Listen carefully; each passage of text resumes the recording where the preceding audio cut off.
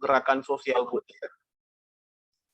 Gerakan sosial budaya yang dimaksudkan untuk menyatukan perjuangan orang-orang di waktu itu belum ada Indonesia ya, tetapi di Hindia Belanda ini untuk tidak lagi berjuang secara kedaerah-daerahan, tetapi berjuang bersama-sama. Nah, gerakan ini juga mempengaruhi sehingga lahir organisasi kepemudaan Kristen tahun 1909, saudara, sampai tahun 1915. Di antaranya ada gerakan pemuda Ambon, gitu. Gerakan pemuda Muria di Jawa, ada Mardi Parcoyo di Jawa Timur, Jawa Wetan, ada gerakan Oikumene di Surabaya, dan ada Young Indi. Young Indi ini adalah pemuda-pemuda Kristen yang ada di, ya disebut Indi pada waktu itu, belum disebut Indonesia. Nah, gerakan kepemudaan Kristen didorong oleh keinginan untuk bebas dan merdeka menjalankan tugas-tugas kegerejaan dan masyarakat, sehingga melahirkan perhimpunan mahasiswa Kristen di Jawa. Ya. Nah, sebelum Indonesia merdeka, mereka mengadakan konferensi ya, di Bandung, di Solo, di Padalarang, ya, kemudian di Bandung lagi, dan di Kaliurang.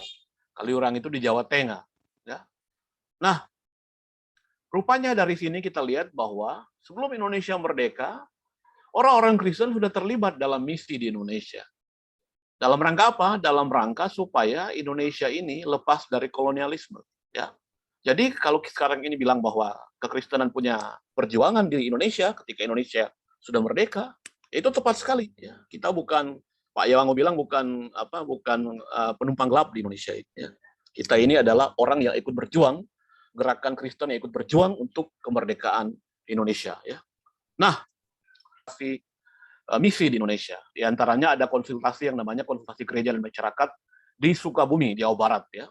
Ini apa isu yang dibicarakan berkaitan dengan misi? Ini berkaitan dengan kemiskinan ya, yang merupakan tantangan mendesak, dan tugas gereja adalah mengasihi Allah dan mengasihi sesama. Ya.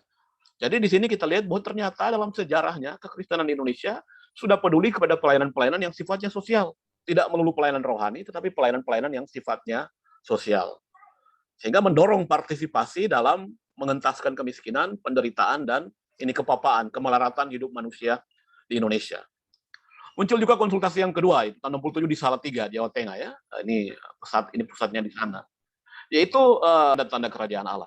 Tadi malam saya sudah sampaikan, pelayanannya berat sebelah. Ya. Tidak melihat pelayanan sebagai visi kerajaan Allah.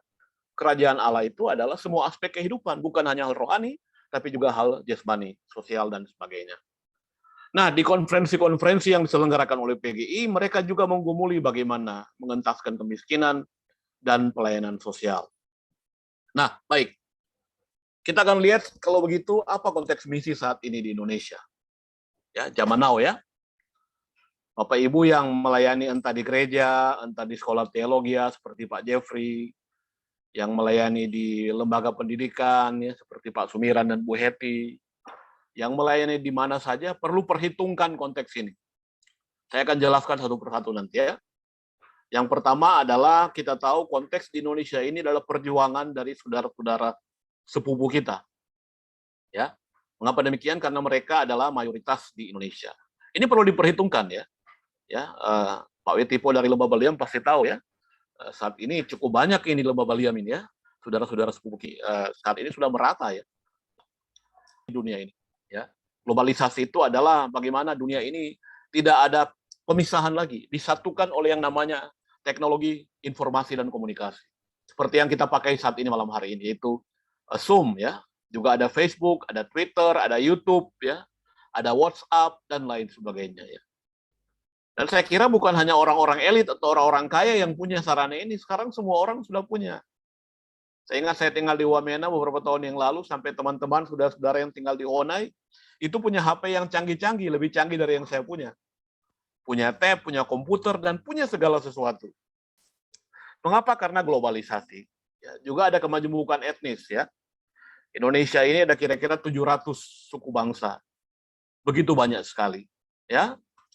Juga ada otonomi daerah. Ya. Kalau di Papua itu bukan hanya otonomi daerah, tapi otsus. Otonomi khusus. Dan ada permasalahan sosial kemasyarakatan.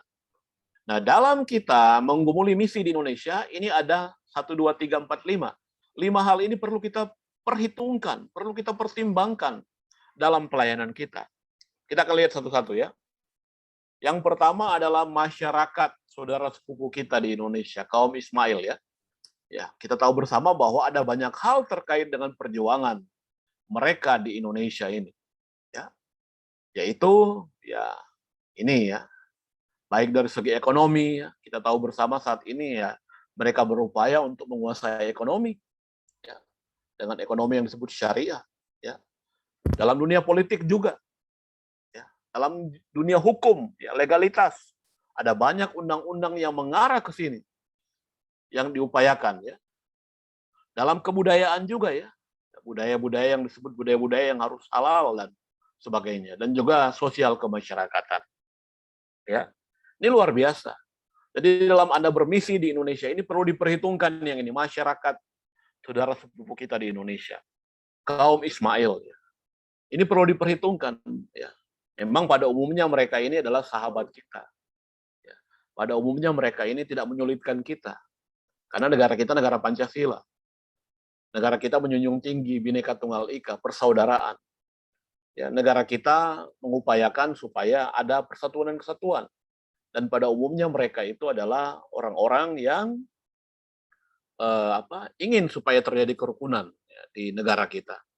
Tetapi ya, tidak menutup kemungkinan juga ada banyak hal yang menyulitkan dalam misi, dalam pelayanan Kristen di Indonesia. Yang kedua adalah kemajemukan etnis. Ya.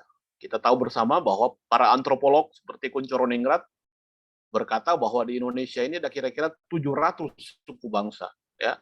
Di tanah Papua saja ada lebih dari 300 suku bangsa, ya, kecil-kecil. Ya, bahasanya lebih dari 200 bahasa. Di tanah Papua ya, bukan di Papua Nugini, tapi di tanah Papua. Papua bagian barat ya, bukan di Papua bagian timur. Apalagi kalau digabung dengan Papua Nugini, Fiji, Vanuatu, itu banyak sekali. Tapi di Indonesia ini ada sekitar 700 etnis, suku bangsa. Nah, hal ini juga menjadi hal yang perlu kita pertimbangkan dalam pelayanan kita. Terdiri dari ratusan kelompok etnik, ya. Budaya dan bahasa yang berbeda-beda. Ya. Jangankan budaya dan bahasa yang berbeda-beda, ya. Orang Lani saja di Tiom dengan orang Lani di Mulia, di Puncak Jaya sudah berbeda. Ya. Orang Lani di Tiom dengan orang Baliem, orang Hubla ya. Hubla di Wamena atau di Hitigima itu sudah beda-beda ya. Apalagi yang seperti orang NTT dengan orang Jawa atau kayak Pak Jeffrey dan saya yang pernikahannya lintas budaya ya. Atau seperti Bu Heti dan Pak Beni ya yang lintas budaya. Budaya dan bahasa penting untuk dipertimbangkan dalam misi. Ya.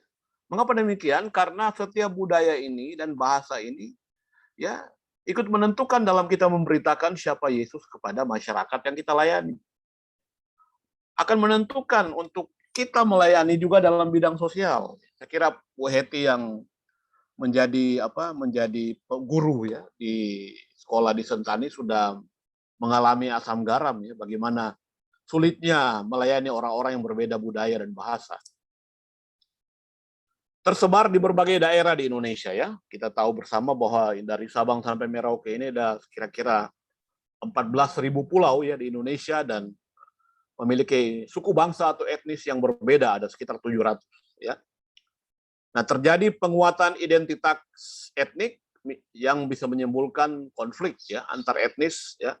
Seperti yang dikatakan oleh Samuel Huntington dalam bukunya Class Civilization bahwa seringkali perbedaan antara suku itu menyebabkan konflik. Mengapa? Karena masing-masing mempertahankan identitas atau jati diri masing-masing. Yang ketiga adalah globalisasi, ya, postmodernisme. Ya. Kita tahu bersama bahwa ya sejak tahun 60-an itu terjadi kebangkitan generasi baru yang disebut generasi baby boomer. Ya. Tapi juga di dunia ini terjadi perubahan besar dengan ditemukannya alat komunikasi dan teknologi-teknologi yang pada satu sisi mendukung manusia, ya, dan terjadi globalisasi sebab tidak ada lagi jarak antar dunia ini ya. Saya beri contoh ya, beberapa tahun yang lalu kalau Anda misalnya mengirim uang lewat wesel, ya toh, dari tanah Papua ke Jakarta, halo, masih ikut ya? atau dari NTT ke tanah Papua itu memerlukan waktu 1 minggu kalau kirim uang wesel ya. Kalau sekarang Anda pakai misalnya e-bank atau ATM,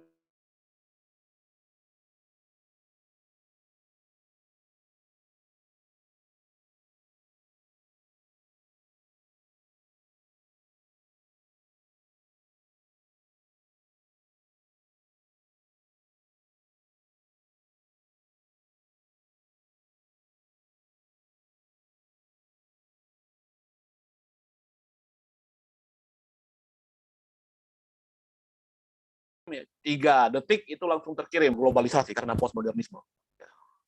Semua berita dapat kita akses dengan mudah hanya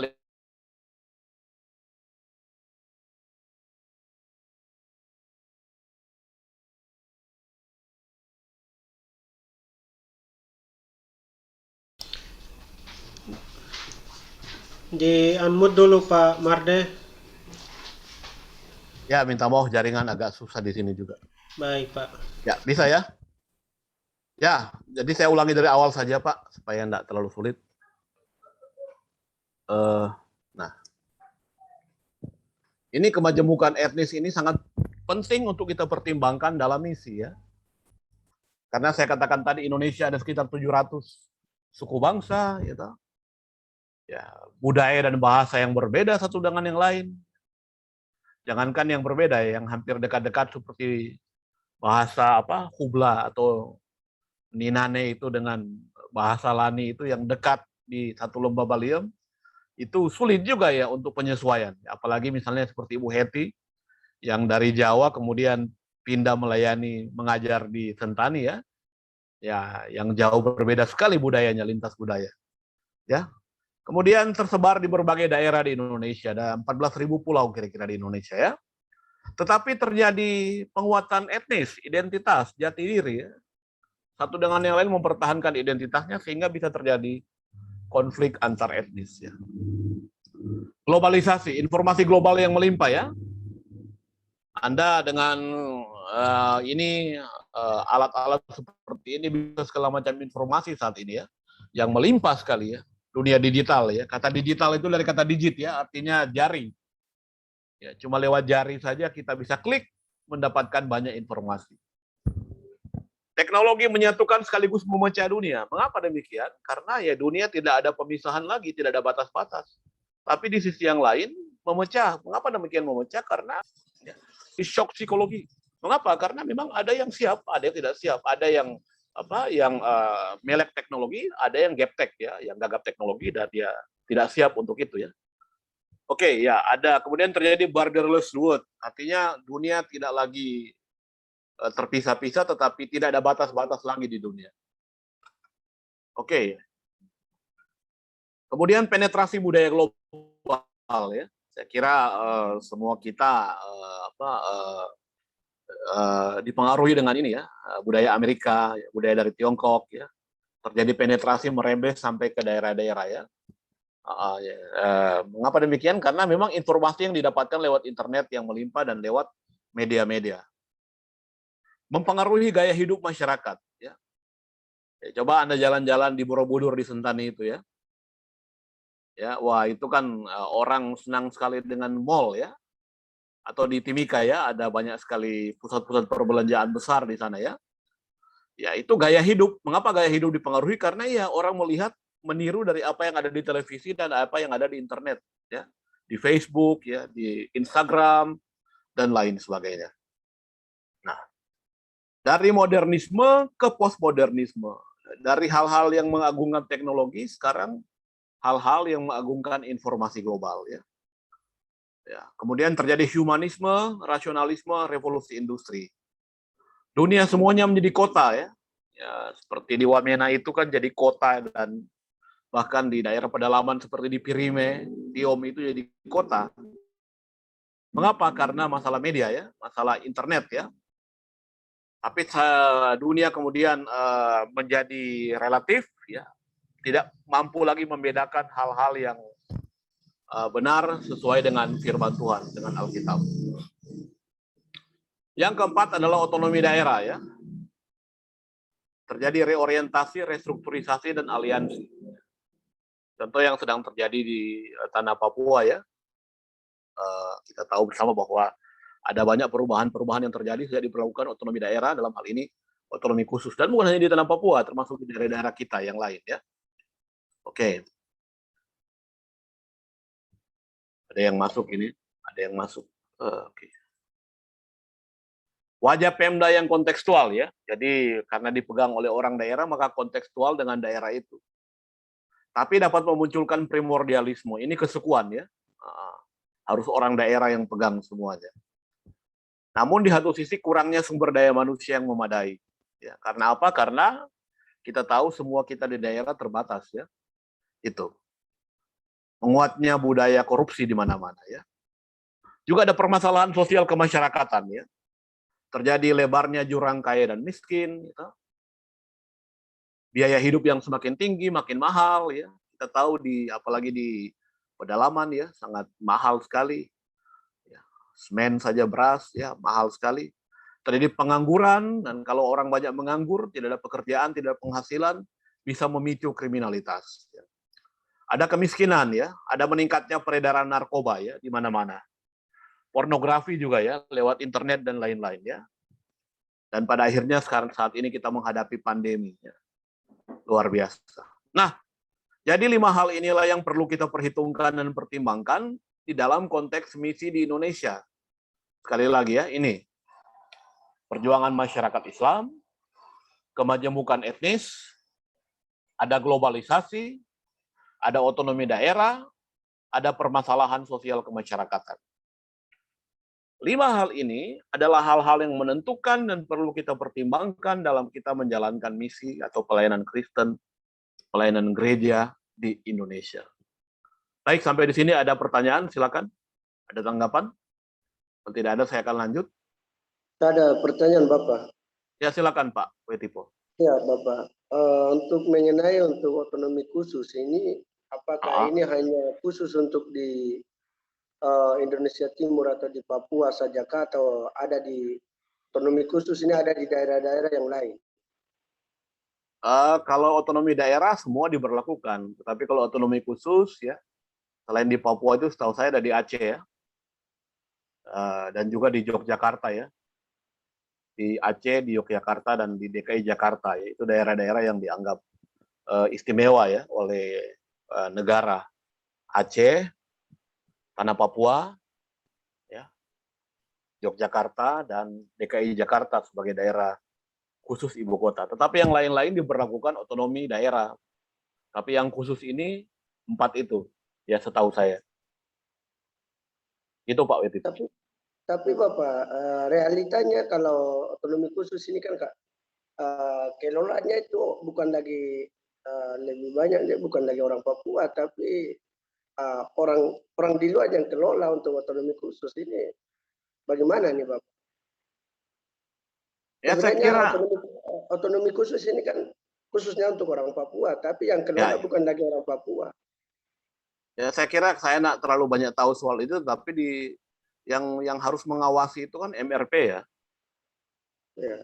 Majelis Rakyat Papua ya, MRP kan, ada kan badan kan yang dibentuk dalam rangka mengawasi operasional dan jalannya otonomi khusus di tanah Papua, dalam hal ini MRP, Majelis Rakyat Papua. Sehingga sebetulnya yang harus diminta pertanggungjawaban oleh rakyat dan masyarakat Papua adalah pengawasan dari MRP. Itu Pak, saya kira. Ya Bapak. Soalnya kita kan tidak punya, di luar kontrol kita ya. Meskipun gereja di sana juga punya pengaruh besar ya. Karena kan tokoh-tokoh MRP kan rata-rata kan orang gereja ya. Jadi mereka lah yang harus diminta pertanggungjawaban dan memberikan suara berkaitan dengan pengawasan terlaksananya atau implementasi ya. Istilah yang digunakan di sana itu implementasi otonomi khusus di daerah tanah Papua yang kita cintai ini. Itu Pak Wetipo. Iya Bapak. Oke. Bapak. Silakan Pak. Terus yang kedua, yang tadi Bapak bilang bahwa ada agama yang masuk contohnya di tetangga kita di Islam, yang kalau kita tahu di Wamena itu kan di Walesi yang Palu Baru. apakah ini Boleh, betul lah. Boleh. pendekatan ya Bapak Oke. jaringan kan? Ya, silakan Pak. Silakan. Apakah ini pendekatan misinya ini yang kurang atau bagaimana ini Bapak? Pengaruhnya apa sampai bisa masuk di itu? Karena sering orang katakan bahwa di Papua ini kan mayoritas Kristen, tetapi kenapa sampai bisa masuk ada teman-teman dari tetangga? Oke Pak, Nah, saya kebetulan pendekatan misi atau bagaimana Pak? ya, saya kebetulan meneliti waktu saya studi di doktor di sekolah saya, dan waktu itu saya meneliti di Lembah Baliem Pak. Bapak pasti tahu ya bahwa orang Papua itu semuanya di seluruh tanah Papua itu punya pengharapan mesianik ya, kargo kult. Kalau di Lembah Baliem namanya Nabelan Kabelan. Nabelan Kabelan, Nabelan Kabelan ya. Kalau di Tiom namanya Nanggonok Kanggonok ya. Iya. Kalau di Lembah Baliem itu Nabutal Habutal ya. Atau Nanggonok Kanggonok atau Nabelan Kabelan. Nah, itu pandangan tradisional orang Baliem semuanya itu percaya adanya Nabelan Kabelan, bahwa nanti ada masa depan yang baik bagi orang-orang Baliem. Ya, kemudian jadi jadi slogan Kabupaten Jayawijaya ya, Yogotak Hubuluk Motok Hanorogo ya, hari besok lebih baik dari hari ini. Nah, ketika misionaris masuk di sana, di Hitigima ya, di Kali Baliem itu, Michelson ya, Michelson datang di Hitigima, dan juga banyak misioneri yang lain. Orang-orang Baliem tuh percaya bahwa apa yang mereka sampaikan itu adalah Nablan Kablan, penggenapan dari Nablan Kablan. Dan betul, ketika mereka memberitakan Injil, memberitakan Yesus sebagai Tuhan dan Juru Selamat, banyak orang Baliem jadi percaya pada Tuhan Yesus karena pengharapan mereka seolah-olah terwujud. Lewat Nablan Kablan itu terwujud lewat pekabaran Injil. Nah, cuma sayang sekali pekabaran Injil di Lembah Baliem ini hanya sebatas pemberitaan, pelayanan rohani. Sedangkan pengharapan pemulihan orang Baliem dalam mitologi Nablan Kablan itu pemulihan semua, bukan hanya pemulihan rohani, pemulihan ekonomi, pemulihan sosial. Ya. Nah, itu ada celah Pak di Welesi. Ya, sehingga mereka masuk dengan ekonomi. Itu Pak, saya kira. Sayang Jadi sekali. Bapak, jadi kalau Bapak, kalau kita mau mengendalikan semuanya itu, ini caranya bagaimana untuk kita bisa orang-orang yang sudah masuk di dalam agama ini, caranya bagaimana untuk bisa dikembalikan semua? Ya, gereja harus mengevaluasi kembali pelayanannya. Tidak sekedar memberitakan Injil lalu hanya pelayanan yang menyentuh hal yang rohani, tetapi gereja harus menyentuh juga hal ekonomi, hal sosial, hal kebudayaan ya. Karena saya katakan tadi bahwa pada akhirnya banyak orang-orang Baliem kecewa. Loh, Nablan-kabelan yang kami nantikan ini ternyata gereja tidak bisa memberikannya. Ya, bidang ekonomi kita masih dalam keadaan melarat juga. Sehingga ada celah Pak Petipo untuk itu. Kalau kita masuk di Hitigima itu Pak ya, di jalan belok kanan itu Pak, kan di sebelah kiri itu kan ada komunitas itu kan. Nah, itu kan sangat disayangkan ya. Aduh, saya sedih sekali Pak. Waktu masuk di situ di Hitigima, ternyata ada bangunan kecil seperti Honai, ternyata rumah ibadah itu. Ada mereka. Saya sangat sedih ya. Karena apa? Karena memang itu Pak tadi Pak. Itu penelitian saya tentang Nablan Kablan Pak. Semoga bermanfaat. Ya, saya lanjut saja ya. Ya, gitu Tuhan. Ya. Lah, apa yang menjadi kebutuhan misi di Indonesia saat ini? Ini dia pelayanan holistik. Pelayanan yang tidak hanya menyentuh masalah jasmani, tetapi juga masalah rohani. Tidak hanya pelayanan spiritual, tapi juga pelayanan yang utuh. Juga perlu ada kontekstualisasi pelayanan, yang saya tadi jawab pertanyaan Pak Wetipo. Kalau kita melayani orang Baliem, pertimbangkan itu, ajaran atau mitologi orang Baliem tentang Nablan Kablan, tentang Nabutal Habutal, tentang Nanggonok Kanggonok, ya. Tentang itu tadi, Nabudlai Habudlai. Ya. Minta maaf ya kalau bahasa saya kurang bagus, karena Saya tidak banyak mengerti Ninane, tetapi dalam penelitian saya memang yaitu Pak, ya, pertimbangkan hal-hal yang menyentuh budaya masyarakat yang kita layani. Ya. Khusus untuk orang Baliem, mereka itu percaya ada nablan kablan, nabutal habutal, nabudlai habudlai, orang Tiong bilang nanggonok kanggonok, yaitu pemulihan yang utuh, bukan hanya pemulihan yang spiritual, tetapi juga menyangkut masalah-masalah ekonomi. Jadi kontekstualisasi pelayanan. Juga ada pelayanan kelompok kecil ya, kelompok sel ya. Saya kira di gereja-gereja seperti tempatnya Ibu Hetty itu ya ada ya, pelayanan sel group ya. Dan pelayanan masyarakat ya. Juga perlu ada jejaring ya. Kita tidak bisa sendiri melayani ini. Kita perlu orang lain ya. Perlu lembaga lain untuk kerjasama ya, dalam rangka mendukung pekerjaan Tuhan dan terutama dalam rangka kita mewujudkan visi kerajaan Allah. Nah ini dia yang penting juga ya, doa dan kuasa ini ya. Seperti yang disampaikan oleh Ibu apa kemarin, Rosa kemarin itu, penting sekali doa dan pengalaman dengan Tuhan. Nah, ini Indonesia, sekarang kita akan ke Asia ya. Bermisi dan berteologi di Asia. Asia merupakan tanah kelahiran agama-agama besar di dunia ya. Hindu ya, Buddha, ya, Kristen ya, Yahudi, ya, Islam ya, Shinto, agama-agama rakyat itu ada di Asia ya. Injil yang masuk di Asia pada abad awal sebelum Masehi setelah Masehi kurang berkembang. Misalnya Thomas yang pergi ke daerah-daerah Palestina dan Arab ya, kurang berkembang, padahal Kristen itu dari Asia ya. Lebih berkembang. Injil di Indonesia ini menjadi luka yang dalam. Walau berasal dari Asia, tetapi tetap asing di negeri asalnya. Ya. Kristen dari Palestina, dari Asia, tetapi ya berkembang di Eropa, sehingga ya Eropa bawa ke Asia lagi bersama-sama dengan kolonialisme. Nah, perlawanan terhadap penguasa kolonial identik dengan penolakan terhadap Injil. Agama lokal menjadi lambang perlawanan, kemudian menjadi identitas nasional ya.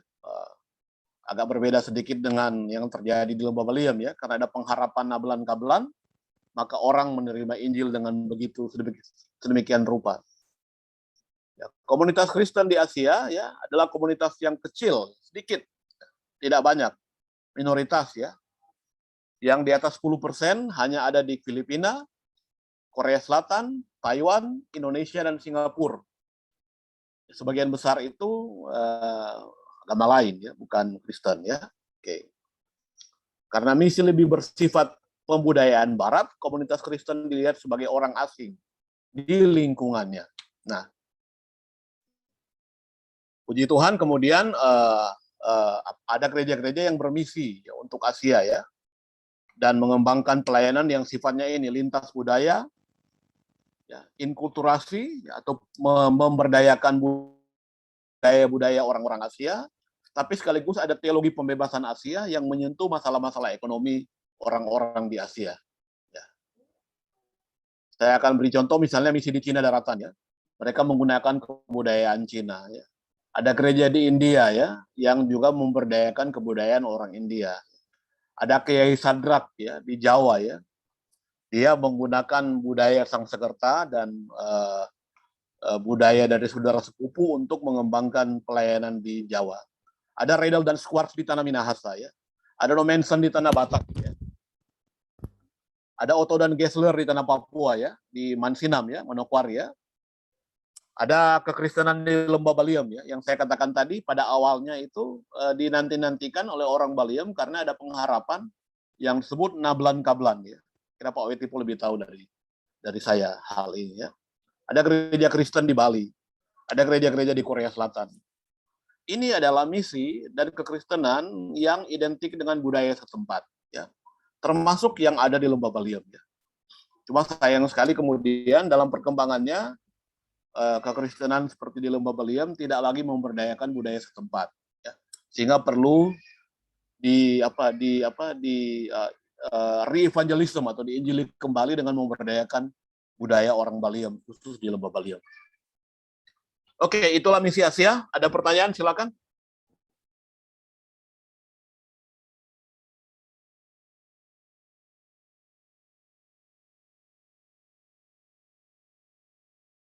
Bapak Ibu? Berkaitan dengan misi Asia, tadi misi Indonesia sudah.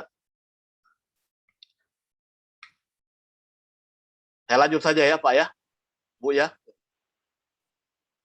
Ya Pak, lanjut. Oke.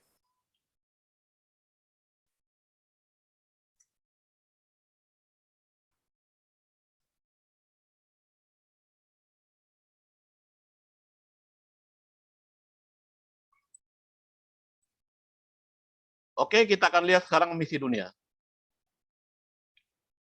Misi dunia ini kita mulai dengan misi modern ya. Misi modern ini terbagi atas 3 aspek, yaitu ya, misi di pesisir pantai ya. Ini era pertama, nanti kita akan lihat tokonya namanya William Carey yang melayani di India ya.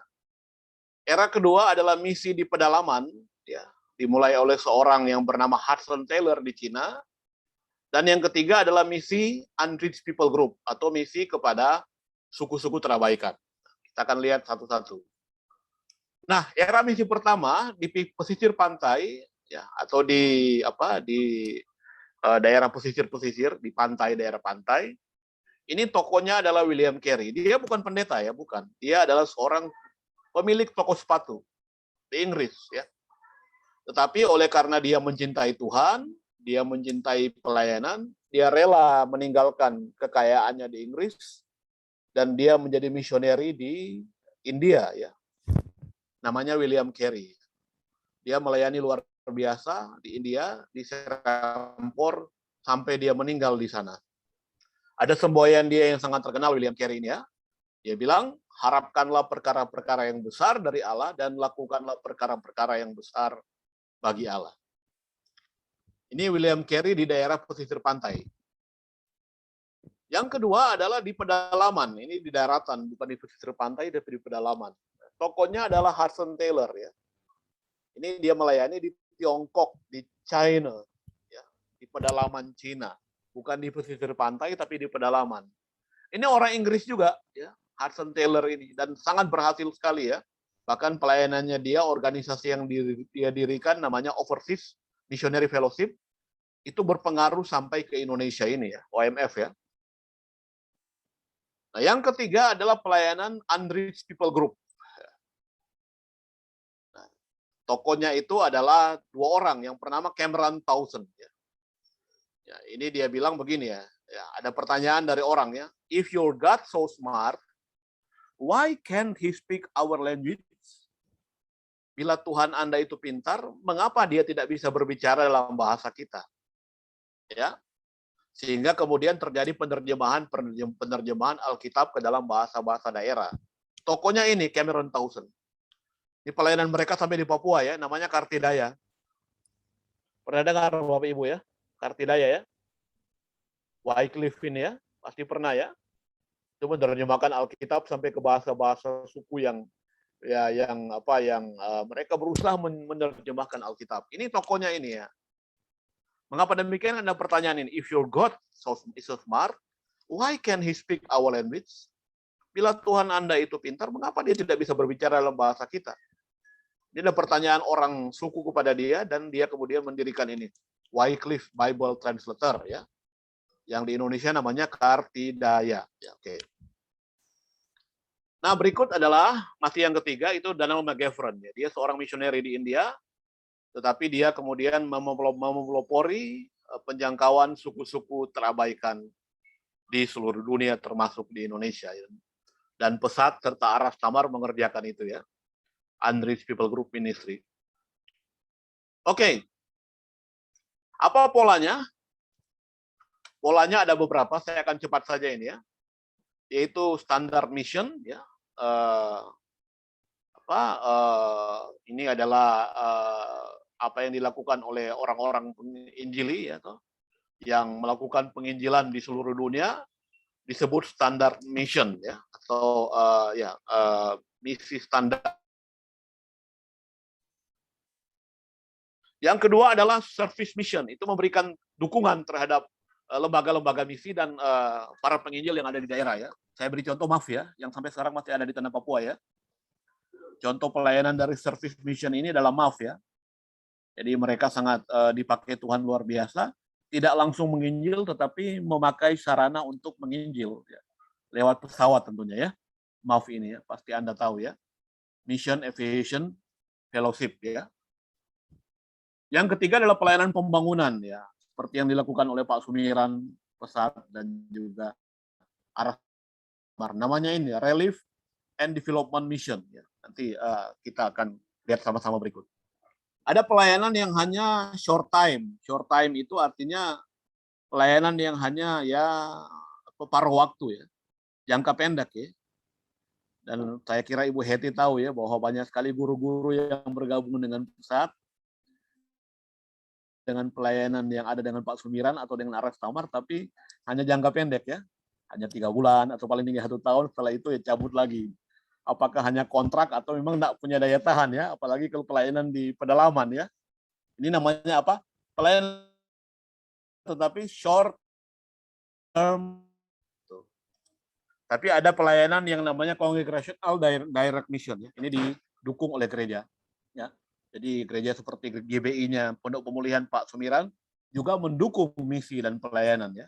Ini namanya congregational direct mission. Gereja apa? Kemah Injil juga ya di tanah Papua. Dan, ada gereja Gidi juga ya, itu juga mendukung juga ya. Oke, saya kira untuk berkaitan dengan ini adalah penting untuk kita merenungkan 2 hal ini. Yang pertama sodalitas. Sodalitas itu lembaga misi ya. Kayak Pesat itu disebut sodalitas ya. Aras Tamar itu disebut sodalitas ya. Yayasan yang dikelola oleh Pak Sumiran itu sodalitas. Yayasan yang dikelola oleh Jim Yos itu sodalitas ya. Maaf itu sodalitas. Artinya ini adalah lembaga-lembaga, sodalitas adalah lembaga-lembaga pendamping gereja. Ya, jadi mereka inilah yang terlibat dalam pelayanan misi disebut sodalitas. Sedangkan yang kedua modalitas. Modalitas adalah gereja. Ya. Kalau sodalitas itu pendamping gereja, kalau modalitas adalah gereja. Seperti GBI, ya, GIDI, ya, GKIP, GKII, apalagi GKI, ya, itu adalah modalitas. Ya. Nah itulah kaum Injili berkaitan dengan misi. Saya akan banyak ini, karena waktu sangat singkat kita. Saya tidak perlu jelaskan saya, nanti akan dibaca sendiri. Oke, sekarang kita akan lihat misi kaum ekumenikal atau kaum yang bukan Injili. Nah, mereka mengembangkan pelayanan yang namanya teologi pembebasan. Ya. Teologi pembebasan adalah teologi yang mengatasi hal-hal kemiskinan yang terjadi akibat adanya jurang kaya dan miskin yang lebar, yang mayoritas penduduknya miskin. Ya.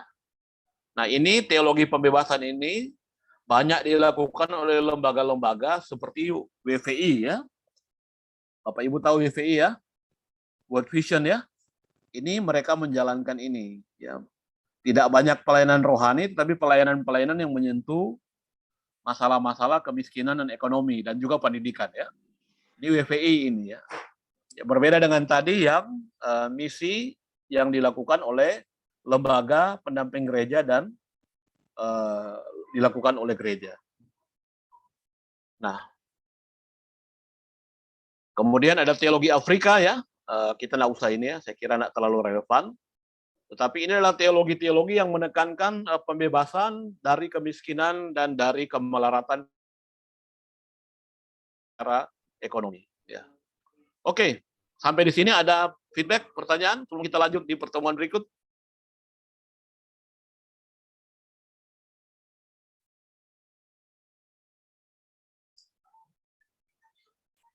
Ya, Bapak Ibu silakan yang mau bertanya.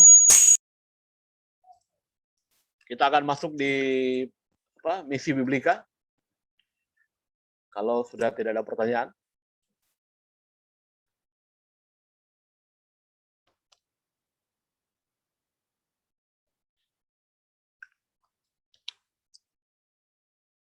Kalau tidak ada, kita lanjut aja Pak Jeff ya.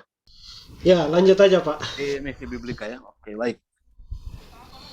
Ya, kita akan masuk pada pembahasan tentang misi Biblika dimulai dengan misi dalam penciptaan ya. Oke.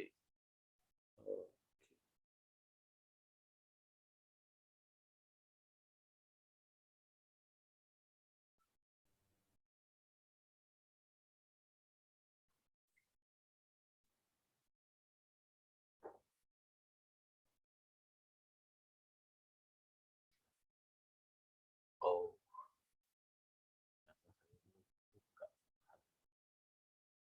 Oke. Oh iya. Suaranya tidak ada, Pak.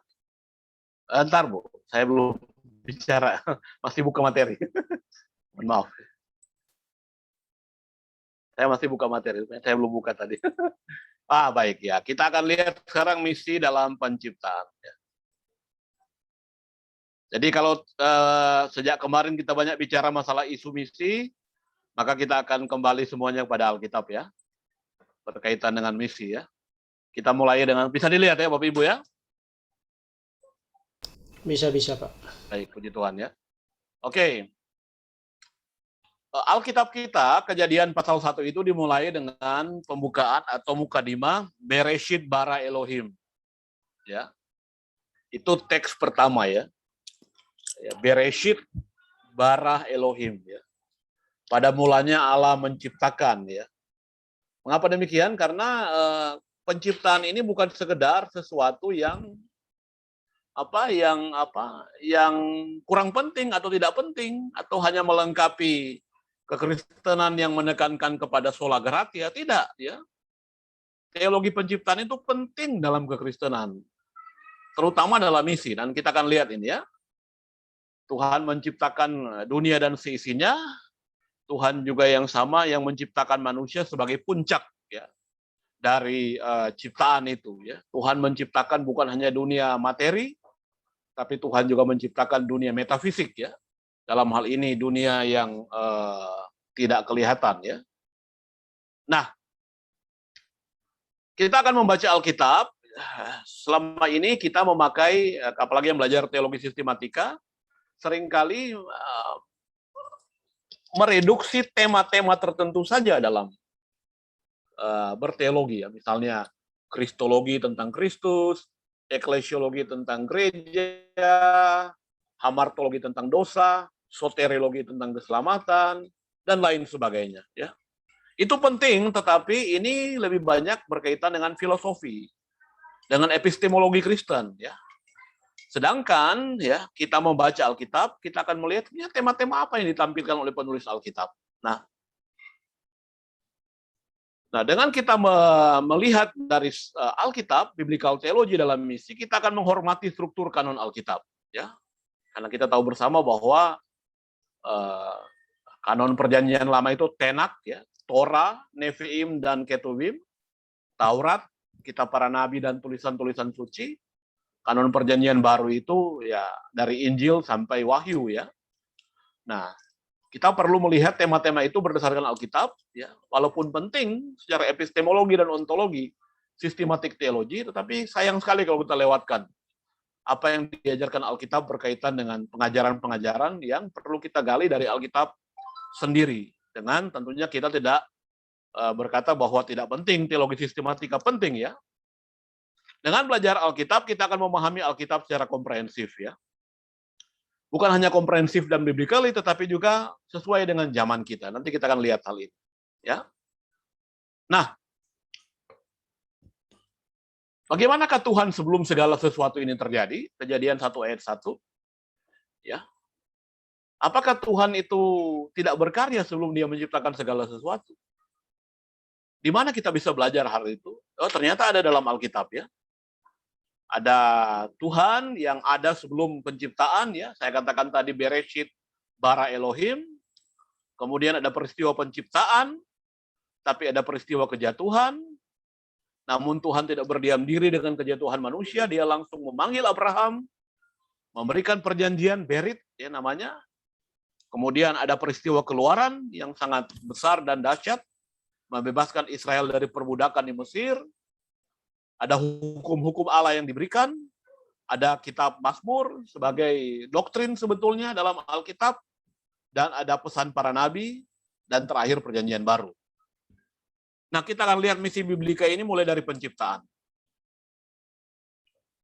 Sebelum Kejadian 1 ayat 1 dikatakan Bereshit bara Elohim, ya. Pada mulanya Allah menciptakan langit dan bumi, ya. Sebelum itu Allah seperti apa yang sudah ada sejak semula? Nah, kalau kita lihat dalam Yohanes 14 ayat 5, ya, dan pasal 14 ayat 22 sampai 24, juga Efesus pasal 1 ayat 4, 1 Petrus pasal 1 ayat 18 sampai 20, ya. Allah itu sebelum penciptaan itu bukan berdiam diri. Menurut teks-teks ini, Allah dalam hakikatnya dia bersekutu, berkomunikasi dan berkomunitas, ya. Misalnya di Efesus 1 ayat 4, ya. Paulus bilang bahwa kamu telah dipilih sebelum dunia dijadikan, ya. Meskipun ini sesuatu yang ontologis, ya. Ya, karena terjadi dalam waktunya pencipta Kairos. Tetapi ternyata sebelum penciptaan ini, langit dan bumi ini, Tuhan itu sudah bersekutu, berkomunikasi, dan berkomunitas dalam noumenanya. Dalam hakikatnya. Nah, kapan misi dimulai? Nah, seringkali kita berkata, oh misi dimulai ketika amanat agung. Matius 28 ayat 16 sampai 20. Ya. Dasarnya itu tidak salah, tetapi sebetulnya kalau kita lihat, misi itu tidak mulai dari situ. Dari mana? Ya dari penciptaan ini. Nanti kita akan lihat, ya. Bukan pada waktu amanat agung, ya, pengutusan, bukan pada saat kejatuhan manusia dalam dosa, tapi dimulai sejak sebelum Kejadian 1 ayat 1, ya. Yaitu Allah yang ini dia. Allah yang bersekutu, Allah yang berkomunikasi, dan Allah yang berkomunitas. Ya, jadi misi mulai dari Allah sendiri dalam noumenanya. Saya minta izin mau minum sebentar.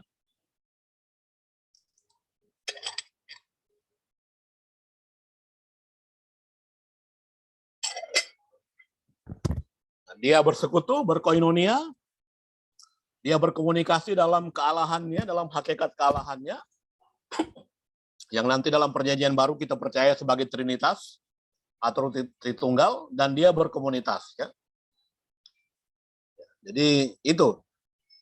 Nah, ini penciptaan dan implikasinya. Jadi yang di atas ini piramid, di atas ini adalah Tuhan. Mengapa? Karena dia adalah pencipta, ya.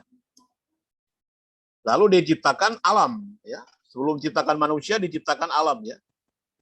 Ya, terang, ya, menciptakan benda-benda langit, menciptakan tumbuh-tumbuhan, hewan-hewan, dan pada hari yang ke-6 dia menciptakan manusia.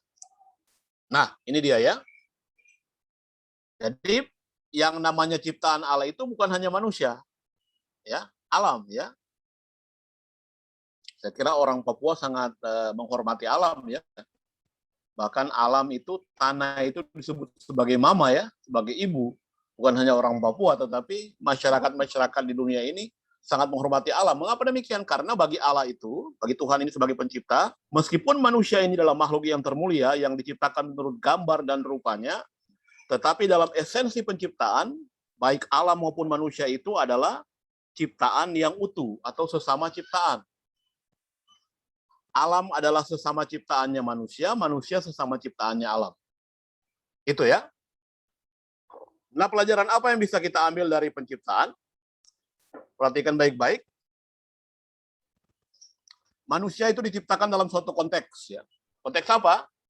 Ada lingkungan fisik, ada metafisik, ada sosial, ada spiritual. Mengapa demikian? Karena kita lihat bahwa manusia itu dikatakan diciptakan dari Adamah. Dari debu tanah. Dalam bahasa Ibrani-nya Adamah, ya. Ini dia, ya. Sehingga dia ada lingkungan fisiknya, ya, ekologi. Ya, kemudian ada metafisik. Metafisik itu adalah hal-hal yang sifatnya moral dan hal-hal yang sifatnya spiritual, ya. Kemudian manusia juga diciptakan dalam lingkungan sosial. Ya, kita tahu bersama bahwa Adam itu cerdas sekali, ya. Tuhan memberikan kuasa bagi Adam itu untuk memberi nama semua makhluk ciptaan, termasuk binatang. Ya, tapi kemudian dikatakan dalam Kejadian dia tidak menemukan teman yang sepadan dengan dia. Maka Tuhan kemudian menciptakan Isya, ya, bagi Ish. Ish itu adalah laki-laki, Isya itu perempuan. Ya. Tuhan ciptakan makhluk yang baru yaitu Isya, perempuan bagi Ish, ya, sebagai penolong yang sepadan. Ya. Jadi Isya penolong yang sepadan bagi Ish, tapi Ish juga penolong yang sepadan bagi Isya. Mengapa demikian? Karena ini, ya, karena manusia diciptakan dalam lingkungan sosial dan spiritual berkaitan dengan relasi manusia atau hubungan manusia dengan Allah. Ya. Berkaitan dengan fisik ada hukum-hukum alam, ya toh? Ya, Tuhan bilang, ya, manusia itu diciptakan dan diberikan oleh Tuhan untuk menempati apa yang kita kenal dengan Taman Eden. Kalau kita belajar di teks asli sebetulnya kebun Eden, ya. Untuk apa? Untuk mengusahakan taman itu, ya. Dan Tuhan kemudian menempatkan manusia di kebun itu untuk mengolah, ya, mengolah kebun Eden itu. Dan karena manusia adalah mitra dan sesama ciptaan dengan alam, maka ada hukum-hukum alam. Kalau melanggar ini, ya, manusia punya resiko. Sama dengan kita sekarang, toh. Sudah tahu-tahu panas, kita mencoba untuk menjemur diri di panas, ya, pasti akan sakit. Demikian juga kalau hujan, ya, ada hukum-hukum alam. Ada metafisik, ada hukum-hukum moral dan hal-hal yang normatif, ya. Misalnya masalah asusila, masalah seksualitas, masalah benar dan salah, masalah keadilan, itu berkaitan dengan metafisik. Ada hal-hal sosial, ya, etika dan moralitas, ya, hubungan satu manusia dengan manusia yang lain, tapi juga hubungan manusia dengan makhluk-makhluk yang lain. Ya. Dan yang terakhir spiritual, manusia diciptakan untuk menyembah Sang Pencipta. Nah, manusia harus hidup dalam saling ketergantungan dan solidaritas dengan konteksnya. Ya. Jadi kalau manusia melanggar hukum-hukum alam, ya rusaklah hidup manusia. Kalau melanggar metafisik, rusak juga hidup manusia. Kalau dia merusak lingkungan, ya sama dengan sekarang, ya, merusak lingkungan, terjadi banjir, tadi malam kita sudah diskusikan, dan lain sebagainya. Kalau dia melanggar Sang Pencipta, ya, dia kemudian akan, ya, berurusan dengan Sang Pencipta, ya. Oke, manusia diciptakan untuk berkomunitas dengan sesamanya, lingkungannya, dan penciptanya. Mengapa demikian? Karena ini, saya sudah katakan tadi bahwa Tuhan Allah itu sebelum menciptakan segala sesuatu, Tuhan Allah itu hidup, berkomunikasi, dan berkomunitas. Bersekutu, berkomunikasi, dan berkomunitas. Sehingga manusia juga yang diciptakan dalam peta dan teladannya, dalam gambar dan rupa Allah, dalam demut dan selem Allah, juga demikian. Dia diciptakan untuk berkomunitas. Dengan siapa? Dengan sesamanya. Dalam hal ini, dalam kisah penciptaan itu, manusia pertama, laki-laki, Ish, dengan Isya, perempuan. Yang kita kenal kemudian Adam dan Hawa. Ya. Kemudian dengan lingkungan alamnya, manusia harus menjaga kebun Eden itu. Ya. Ya, jangan merusak kebun Eden itu. Dan terutama dengan penciptanya. Nah, teman-teman yang dikasih oleh Tuhan, jadi dengan demikian kita pahami saat ini bahwa ternyata misi itu bukan hanya masalah spiritual. Ya, bukan hanya berkaitan dengan hubungan manusia dengan pencipta dengan Tuhan. Tapi misi juga berkaitan dengan masalah lingkungan, ya, berhubungan dengan masalah alam, dan berhubungan dengan masalah sosial. Antara manusia dengan manusia, tapi juga dengan manusia dengan makhluk-makhluk hidup yang lain. Ya. Ini sudah ada di mana? Sudah ada dalam penciptaan. Ya. Oke. Pelanggaran dari hidup berkomunitas ada konsekuensinya, ya. Kalau misalnya manusia melanggar hidup berkomunitas, entah dengan Tuhan, dengan lingkungan, dan dengan sesama, ada akibatnya, ada efeknya. Ya. Manusia diberi mandat untuk menjadikan semua yang sudah sungguh amat baik menjadi sangat baik, ya, luar biasa. Nah, sayang sekali dalam Kejadian 3 kita lihat ada peristiwa kejatuhan manusia dalam dosa, ya. Ini yang terjadi akibat kejatuhan itu, ya. Anda lihat gambar ini semua, coba tolong dilihat, ya. Ya. Ya, ketika manusia jatuh dalam dosa, maka ini jadi kacau semua, ya. Hubungan manusia dengan Allah jadi kacau, hubungan manusia dengan alam jadi kacau, alam dengan Tuhan juga jadi kacau, ya. Alam dengan manusia juga jadi kacau. Mengapa? Karena konsekuensi dosa, ya. Karena apa saya katakan tadi bahwa di sini Kalau manusia melanggar, maka ya yang jadi rusak bukan hanya hubungan manusia dengan Tuhan, tapi juga dengan sesamanya, dengan lingkungan alamnya, dan dengan penciptanya. Oke, kita akan lihat sekarang akibat kejatuhan itu apa. Nah, ini dia ya. Anda lihat ya. Kejatuhan manusia dalam dosa bukan sekedar kecelakaan rohani semata-mata. Sekali lagi ya. Nanti kita akan lihat ya. Penetrasi atau merembesnya dosa merasuk dan merusak semuanya. Apa saja? Lingkungan fisik ya.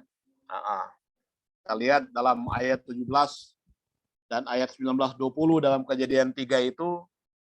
Lalu kemudian di Eden itu, di kebun Eden itu kemudian muncul semak-semak belukar ya. Betul ya, setelah manusia itu berdosa, muncul duri dan semak belukar ya, sebagai sesuatu yang menjadi akibat karena manusia telah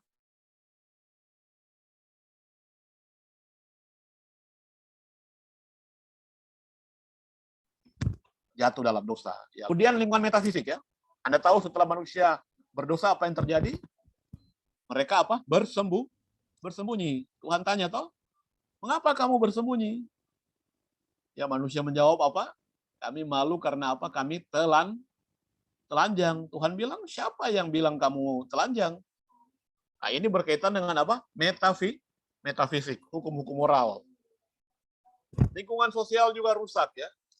Kita tahu bahwa kemudian Adam itu mempersalahkan Hawa, Hawa mempersalahkan ular, bahkan peristiwa yang sangat tragis dalam Kejadian 4 ayat 1-24, Kain ini membunuh adiknya Habel ya. Sangat tragis. Mengapa demikian? Karena masalah dosa ya. Dan yang terakhir adalah lingkungan spiritual. Ya, manusia kemudian melarikan diri dari hadapan Allah, bersembunyi dari hadapan Allah. Padahal tadinya mereka bergaul dengan Tuhan. Sekarang mereka melarikan diri dari Tuhan. Nah, kejatuhan manusia setelah penciptaan itu mengakibatkan kerusakan pada manusia, depravity of man, dan kerusakan pada ciptaan. Ya, karena itu janji penebusan dan pembebasan dari kuasa dosa mencakup berbagai aspek kehidupan manusia. Apa saja? Kuasa dosa akan dikalahkan, ya, dijanji Tuhan, ya, dalam Kejadian 3:15, ya toh, dia bilang keturunanmu akan menghancurkan kepala keturunan dari ular itu, dan keturunan benih perempuan itu akan diremukkan tumitnya oleh keturunan dari ular itu. Ya. Tapi ada janji dari Tuhan bahwa nanti kuasa dosa itu yang telah merenggut manusia dari persekutuan dengan Tuhan dan persekutuan dengan sesama dan lingkungannya akan dikalahkan. Ya. Siapa yang akan mengalahkan? Nah, menarik sekali karena Tuhan janjikan bahwa keturunan manusia akan mengalahkan. Ya. Nanti kita tahu bersama bahwa itu digenapi dalam Tuhan Yesus. Ya. Sebab tidak ada satupun manusia yang bisa mengalahkan kuasa kegelapan dan dosa. Ya. Kecuali Tuhan harus jadi manusia. Karena itu kita tahu dalam perjanjian baru, Allah kemudian menjadi manusia di dalam Yesus Kristus Tuhan dan Juru Selamat kita. Tuhan membuat pakaian dari kulit ya, untuk menutup kemaluan dari manusia yang telah rusak metafisiknya ya. Manusia kan membuat pakaian kan dari dari pohon-pohon kan, daun-daun, tetapi Tuhan tidak berkenan itu ya. Tuhan membuatkan pakaian untuk manusia dari kulit binatang ya. Oke, ada pertanyaan sampai di sini berkaitan dengan penciptaan? Saya mau tekankan bahwa ternyata dalam penciptaan itu ya, kembali lagi, tidak sekedar hal-hal yang sifatnya rohani. Dalam penciptaan itu ada aspek fisik, ya, ada aspek metafisik, ada aspek sosial, ada aspek rohani spiritual. Ya. Nah, konsekuensi daripada manusia yang berkomunitas bukan hanya dengan Tuhan saja, tetapi dengan sesama, dengan lingkungan alam, tapi juga dengan pencipta. Kalau dia melanggar ini, maka yang rusak bukan hanya masalah rohani, tapi seluruh masalah aspek kehidupan dari manusia. Makanya kemudian kita tahu bersama bahwa ketika manusia jatuh dalam dosa, semuanya rusak. Baik lingkungan fisik, baik lingkungan metafisik, baik lingkungan sosial. Ya, saya katakan tadi Adam mempersalahkan Hawa, Hawa mempersalahkan ular, dan Kain itu membunuh adiknya Habel, padahal mereka itu adalah penolong yang sepadan. Ya. Tapi masalah spiritual, manusia melarikan diri, bahkan jauh dari hadirat Allah. Nah, dalam Kejadian juga pasal 3 ini Tuhan menjanjikan pemulihan ya. Yaitu kuasa dosa akan dikalahkan dan Tuhan membuat pakaian ya dari kulit ya untuk manusia. Menutupi apa? Menutupi masalah metafisik, masalah fisik, masalah sosial, tapi juga masalah spiritual. Dan kita tahu ini semuanya digenapi dalam Yesus Kristus. Sebab yang akan mengalahkan dosa itu adalah harus manusia. Tapi manusia siapa? Tidak ada satupun manusia yang mampu. Yang bisa adalah Tuhan menjadi manusia dalam perjanjian baru. Oke, ada pertanyaan sampai di sini? Nanti kita akan masuk. Bapak, saya ada pertanyaan. Ya, silakan. Ya, Bapak. Kita bertanya di sini, Allah komunikasi dengan melalui alam. Itu dia komunikasi ya, Allah komunikasi dia melalui alam itu seperti apa, Bapak? Karena Bapak tadi penjelasan bahwa manusia juga komunikasi antara dengan manusia. Terus alam juga berkomunikasi, Tuhan Allah berkomunikasi dengan alam. Ya. Itu melalui apa, Bapak? Nah, ini ada hukum-hukum alam toh. Saya sudah katakan tadi ya, ada hukum-hukum alam ya. Contoh misalnya ya. Ya. Contoh misalnya manusia tidak boleh melanggar hukum alam kalau hujan. Ya, kalau dia kelebihan bisa sakit ya. Kalau manusia merusak alam, misalnya menghancurkan hutan dan pohon-pohon, maka akan terjadi banjir. Ya. Kalau manusia misalnya lebih banyak memakai gas, polusi udara, ya lapisan ozon itu makin tipis.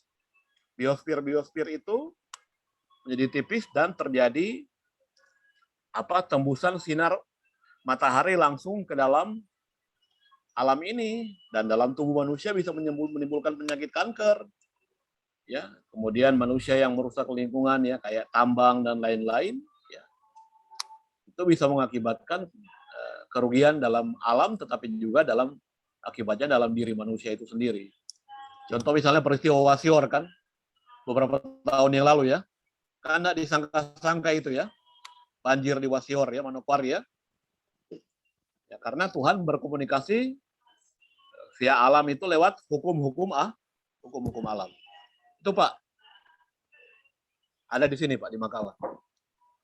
Oke, berarti Bapak, alam bisa komunikasi dengan alam ya Bapak? Ya, tentu bukan bahasa seperti bahasa manusia tentunya. Ya, tetapi lewat hal-hal yang sifatnya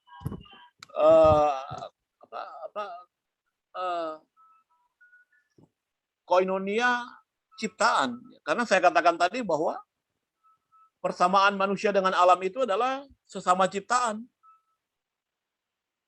Walaupun manusia itu diciptakan dalam gambar dan rupa Allah, tetapi dalam tatanan penciptaan, alam dan manusia ini sama. Bagian dari ciptaan Allah. Sehingga mungkin alam tidak berbicara seperti kita, berkata-kata, tetapi ada hukum-hukum sebagai alat komunikasi antara manusia dengan alam, tetapi Allah juga bisa memakai alam untuk menyadarkan manusia. Itu Pak Wetipo. Ya, Bapak. Ada lagi Bapak Ibu?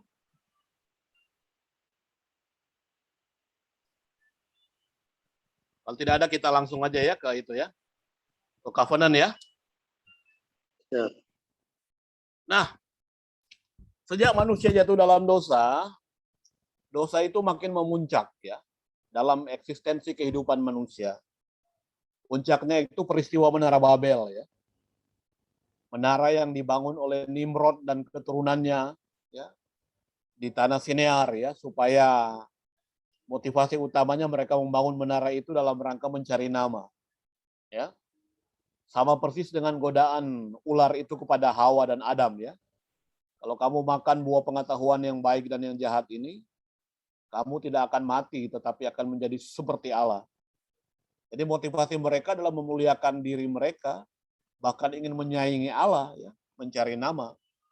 Itu dosa makin memuncak. Apakah Tuhan membiarkan? Tidak. Tuhan tidak membiarkan manusia. Maka langsung dia bertindak dengan rencana pemulihan dan penebusan pada manusia. Dengan apa? dengan memanggil seorang yang bernama Abraham. Ya. Abraham ini dari Ur Kasdim, dari Mesopotamia, dari Irak. Tadinya dia itu orang yang tidak percaya pada Tuhan, tetapi Tuhan kemudian memilih dia, memakai dia dalam rangka upaya Tuhan, inisiatif Tuhan untuk memulihkan ciptaan dan merestorasi ciptaan serta menebus manusia. Nah, ini dia perjanjian Allah dengan Abraham tercatat dalam Kejadian 12 ayat 1 sampai 8, Kejadian 15 ayat 1 sampai 6, Kejadian 17 ayat 1 sampai 8. Kisah Abraham langsung setelah Menara Babel. Karena Menara Babel itu ada dalam Kejadian pasal 11 ya. Ini bukan cerita rohani ya, tipologi rohani tidak ya. Tetapi merupakan tema kanon perjanjian lama. Mengapa demikian? Karena Abraham ini tokoh yang bukan karena dia ya, tapi karena Tuhan.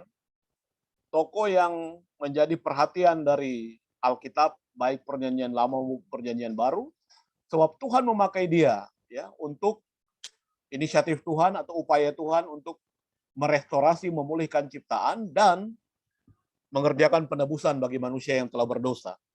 Nah, kisah panggilan Abraham ini dan perjanjian dengan Abraham merupakan miniatur karya penebusan, ya, redemption, pemulihan, restoration dan renewal, pembaharuan dari ciptaan dan juga manusia. Nah, ini dia ya. Allah memberikan perjanjian dengan dia, isi janjinya Tuhan berikan tanah perjanjian, dan Tuhan akan berikan keturunan pada dia. Kan dua itu ya. Allah memberkati Abraham, isinya dia akan memberikan tanah, ya. Ini bahasa Ibraninya berit, ya, bumi, ya. Tanah ini yang diberikan kepada Abraham ini bahasa bukan, itu artinya bumi, ya. Bukan lagi Adamah, tapi Eretz, ya. Bukan lagi sekedar tanah tentang Abraham dan keturunannya, tapi juga berikut adalah 12 suku Israel. Dia dengan Abraham dalam rangka memulihkan manusia yang sudah berdosa dan dalam rangka memulihkan alam. Ya, tadi pertanyaan Pak Witipo, Tuhan berkomunikasi dengan alam itu bagaimana? Lewat hukum-hukum alam. Tapi alam juga telah terpengaruh oleh kejatuhan manusia dalam dosa. Tuhan tidak sekedar mau memulihkan manusia, tapi memulihkan alam. Cara Tuhan memulihkan manusia dengan cara apa? Memberkati Abraham dengan memberikan keturunan bagi dia. Supaya apa? Supaya manusia pulih. Bagaimana cara Tuhan memulihkan alam? Dengan memberikan tanah ini, bumi ini, Eretz ini, alam ini. Supaya apa? Supaya alam yang telah rusak karena pengaruh dosa manusia ini dipulihkan oleh Allah.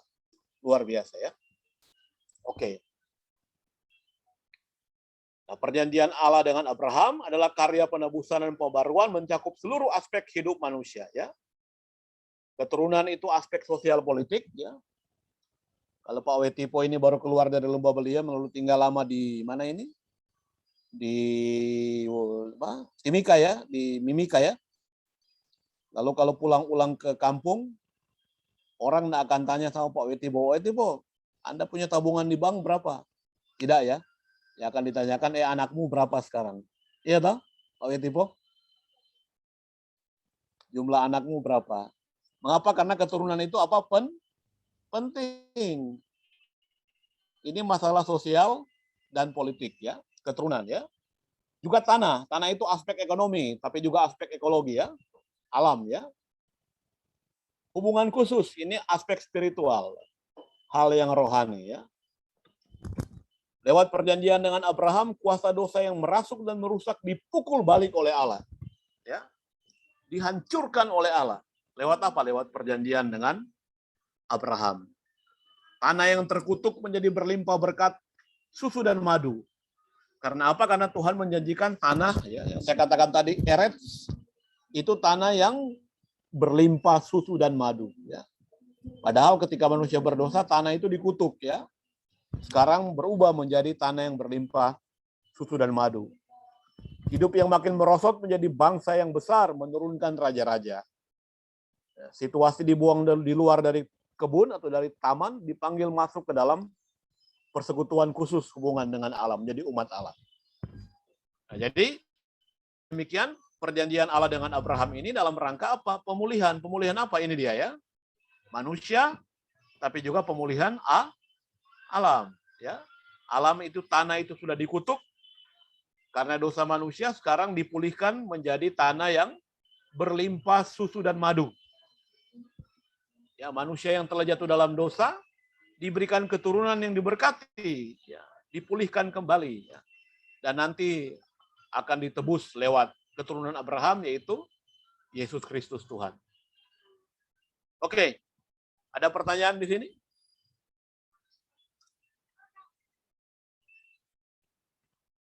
Minta maaf ya, di luar itu banyak orang lagi menyanyi lagu dangdut, jadi agak ribut di sekitar saya ini.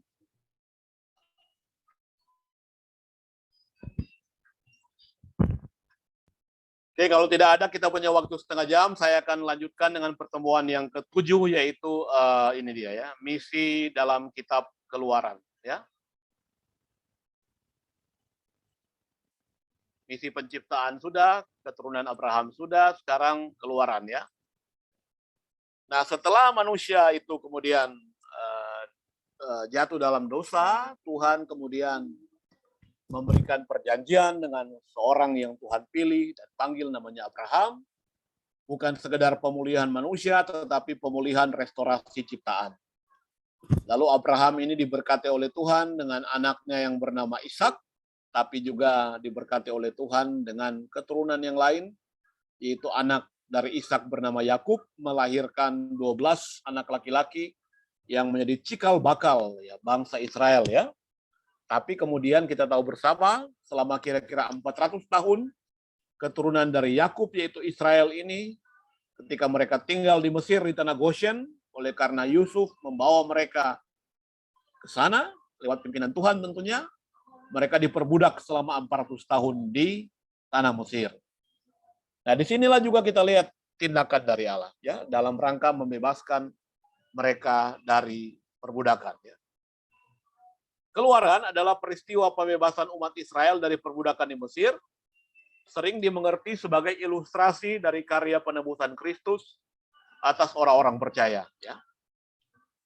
Dengan demikian, konsekuensinya peristiwa itu dan pengalaman umat Tuhan keluar dari Mesir dengan cara yang ajaib dan luar biasa itu hanya diambil makna atau hikmah dari hal-hal yang rohani saja. Ya, padahal peristiwa keluaran sebetulnya adalah kesinambungan dari penerapan perjanjian atau berit atau covenant dari Allah melalui Abraham dalam rangka pemulihan atau restorasi ciptaan yang utuh bagi segala makhluk, yaitu manusia dan alam ini. Ya. Oleh karena itu kita harus melihat peristiwa keluaran ini tidak sekedar peristiwa yang bermakna rohani, tapi peristiwa di mana Tuhan bekerja memukul balik kuasa dosa yang telah mempengaruhi dan telah merasuk dan merusak baik aspek fisik, metafisik, sosial, dan spiritual. Nah, mari kita akan lihat apa makna dari keluaran yang sebetulnya dan berkaitan dengan misi. Pemicu misi pembebasan umat Israel dari Mesir adalah karena analisa situasi Allah terhadap pengalaman sehari-hari umatnya di tanah Mesir. Ya. Apa yang menyebabkan sehingga Tuhan membebaskan Israel dari tanah Mesir? Itu ada dalam Keluaran 3 ayat 7. Firman Tuhan berkata, aku telah memperhatikan dengan sungguh-sungguh kesengsaraan umatku. Aku telah mendengarkan seruan mereka. Aku mengetahui penderitaan mereka. Ya. Jadi Tuhan menganalisa keberadaan orang Israel yang diperbudak di tanah Mesir. Dan Tuhan sungguh-sungguh memperhatikan kesengsaraan umat Tuhan. Dia telah mendengarkan seruan doa mereka. Dia mengetahui penderitaan mereka. Sehingga misi dalam keluaran sebetulnya adalah analisa dari Tuhan akan situasi yang terjadi di Mesir, yang mana orang-orang Israel yang telah menerima janji dari Allah untuk memulihkan alam dan manusia, justru diperbudak. Ini kan kebalikan dari perjanjian Allah kepada Abraham kalau mereka diperbudak. Janji Allah kepada Abraham bahwa akan ada pemulihan manusia dan pemulihan tanah, bumi, alam, tapi yang terjadi sebaliknya. Di tanah Mesir mereka mengalami perbudakan. Karena itu Tuhan kemudian mau bertindak untuk membebaskan mereka. Kesimpulan dari analisa Tuhan adalah Allah memandang kondisi umatnya itu sama sekali tidak sesuai bahkan jelas-jelas bertentangan dengan kondisi hidup yang diinginkannya. Ya. Sebab itu dikatakan dalam dalam Alkitab, ya. Sebab itu aku telah turun untuk melepaskan mereka dari tangan orang-orang Mesir dan menuntun mereka keluar dari negeri itu ke suatu negeri yang baik dan luas, suatu negeri yang berlimpah-limpah dengan susu dan madu. Keluaran 3 ayat 8. Ya. Nah, jadi peristiwa keluaran adalah bagaimana Tuhan menggenapi perjanjian Allah dengan Abraham dalam rangka memulihkan manusia yang telah berdosa, tapi juga dalam rangka memulihkan alam, tanah yang Tuhan janjikan dari tanah yang dikutuk menjadi tanah yang berlimpah-limpah susu dan madu. Oke, sampai di sini. Bapak Ibu ada pertanyaan? Silakan.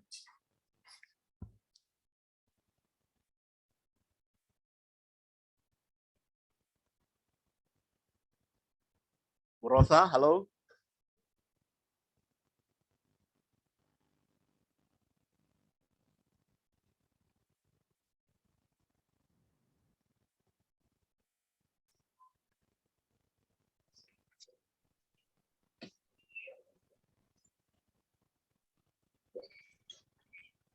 Baik, saya akan lihat sekarang kesimpulan dari misi dalam keluaran. Ya, saya akan sampaikan pada kita berkaitan dengan skema tadi ya. Jadi, lewat peristiwa keluaran itu, ini yang Tuhan mau tunjukkan ya. Tuhan yang telah menciptakan manusia dan alam dan manusia, tapi alam ini telah rusak karena manusia berdosa. Tuhan memulihkan lewat perjanjian dengan Abraham, ya, bahwa Tuhan akan memulihkan manusia dan alam. Tuhan berjanji memberikan tanah perjanjian yang berisi susu dan madu, tapi Tuhan juga ya menjanjikan memberikan komunitas, dalam hal ini bangsa Israel, dalam rangka memulihkan manusia. Ya, inilah kesimpulan dari misi keluaran. Oke, ada pertanyaan Bapak Ibu?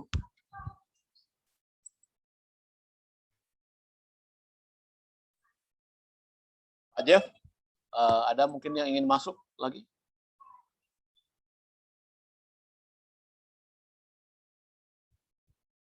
Kalau tidak ada pertanyaan, barangkali saya ingin sampaikan sesuatu pada kita, bahwa saya akan kirim malam ini materi pertemuan ini kepada Pak Jeffrey, nanti dia akan teruskan. Halo Pak Jeffrey.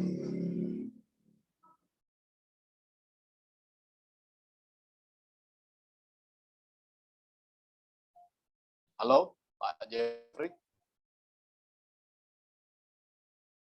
Halo. Ya. Pak Jeff, kira-kira peserta kuliah kita berapa orang ya? Seluruhnya? Ya, halo Pak. Peserta kuliah kita.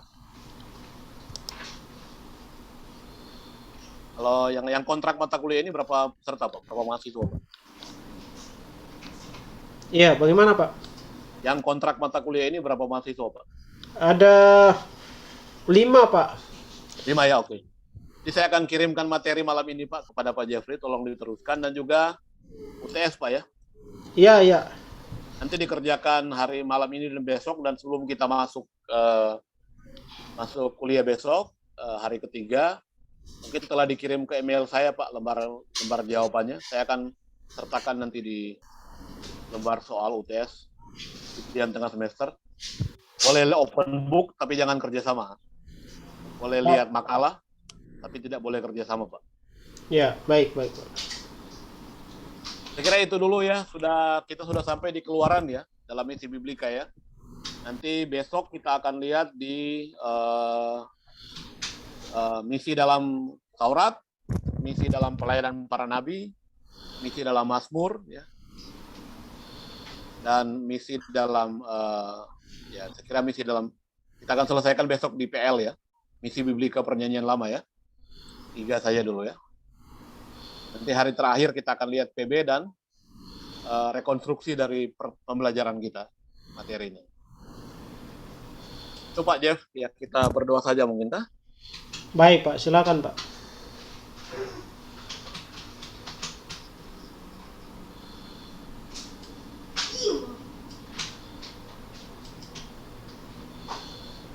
Mari kita berdoa, Bapak Ibu. Mengucap syukur. Kami mengucap syukur padamu Bapa di surga buat pembelajaran malam ini. Kami telah belajar mengenai konteks misi Indonesia, Asia, dan dunia. Dan kami telah belajar sebagian kecil dari misi Biblika, mulai dari penciptaan, Berit, Covenant dengan Abraham, dan misi dalam keluaran. Kami bersyukur bahwa Tuhan berinisiatif untuk memulihkan manusia dan alam ini setelah terjadi chaos karena dosa. Tuhan ingin memulihkan sebagaimana Tuhan telah menciptakan segala sesuatu dengan baik adanya. Dan itu Tuhan telah buktikan dengan mengutus putramu Tuhan Yesus. Tapi biarlah Roh Kudus tolong kami boleh belajar dengan bersungguh hati, dan pada akhirnya dapat kami terapkan dalam misi kami yang utuh. Menggenapi visi kerajaan Allah, memuliakan Yesus Kristus, Tuhan dan Juru Selamat satu-satunya. Di mana Tuhan telah memanggil dan menempatkan kami di Indonesia yang kami cintai.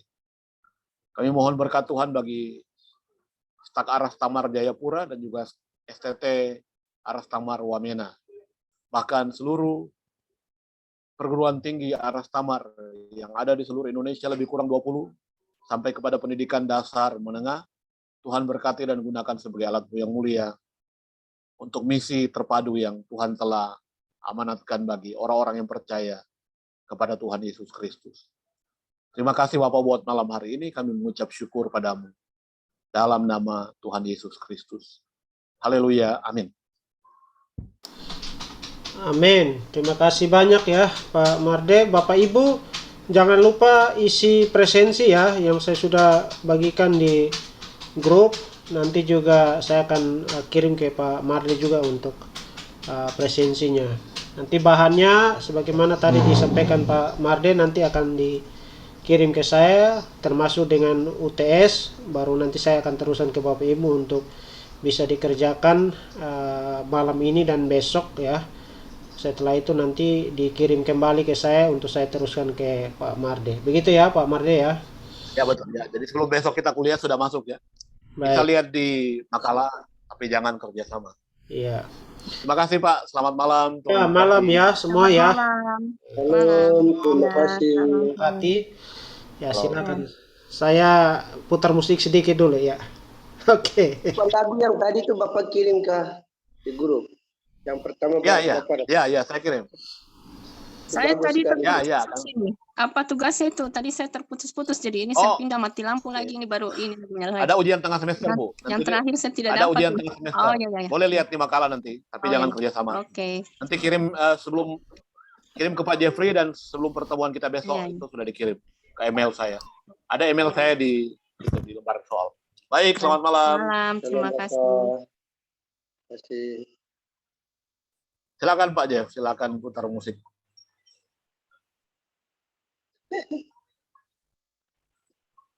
Kalau di dalam hidup.